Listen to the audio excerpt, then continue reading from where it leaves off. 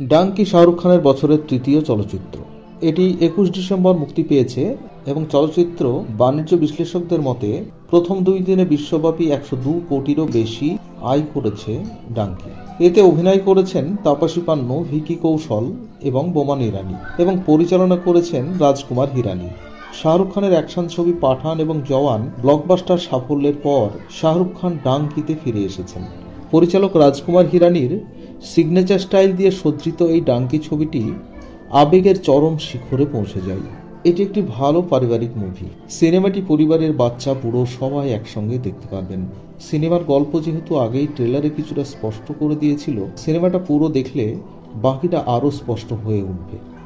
এই ডাঙ্কি শব্দটি এসেছে ডঙ্কি বা গাধা থেকে।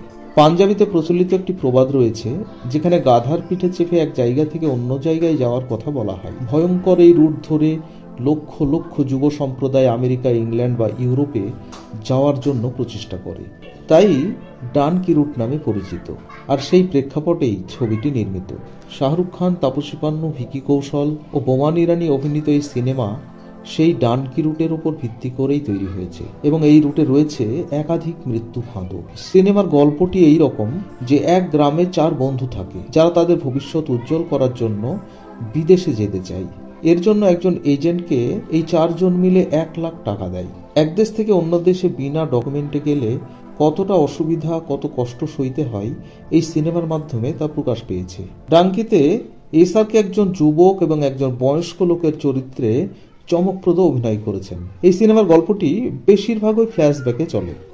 আমরা দেখি কিভাবে মান্য হার্ডির সঙ্গে সাক্ষাৎ করে, কিভাবে তারা অবৈধভাবে লন্ডনে পৌঁছানোর জন্য একে অপরের প্রতি আকৃষ্ট হয়। পথে বিভিন্ন প্রতিকূলতার মুখোমুখি হতে হয় তাদের। শেষ মুহূর্ত পর্যন্ত টান টান উত্তেজনা, হাসি, কান্না সবকিছুই রয়েছে। তাই বলি, আপনাকে অবশ্যই মুভিটি সিনেমা হলে একবার দেখতে হবে। শাহরুখ খানের এই সিনেমাটি মাত্র 85 কোটি টাকা ব্যয়ে তৈরি করেছেন রাজকুমার হিরানি। যদি বক্স অফিস কালেকশনের দিকে যাই, তাহলে ডাঙ্কি প্রথম দিনে শুধু ভারতেই আয় করে 30 কোটি টাকা এবং দ্বিতীয় দিন একটু কম আয় করে, যা 21 কোটি টাকার মতো। তবে দ্বিতীয় দিন ওয়ার্ল্ড ওয়াইড 102 কোটি টাকা আয় করে মুভিটি। আশা করা হচ্ছিল শনিবার ও রবিবার ডাঙ্কি আয় বেশি করবে এবং কথা মতোই তৃতীয় দিন শুধু ভারতবর্ষেই 26.6 কোটি টাকা আয় করে। রবিবার দিন মনে করা হচ্ছে 30 কোটি পার করবে সিনেমাটি। কারণ রয়েছে দর্শকের বাঁধভাঙা ক্রেজ। চমক থাকছে 25শে ডিসেম্বর। বিশ্লেষকদের ধারণা, ছবির গল্পটা এতই সুন্দর যে 25শে ডিসেম্বর পূর্বের আয়ের মাত্রা ছাড়িয়ে যাবে। আপডেট পেতে লাইক, কমেন্ট এবং সাবস্ক্রাইব করে আমাদের সঙ্গে থাকুন।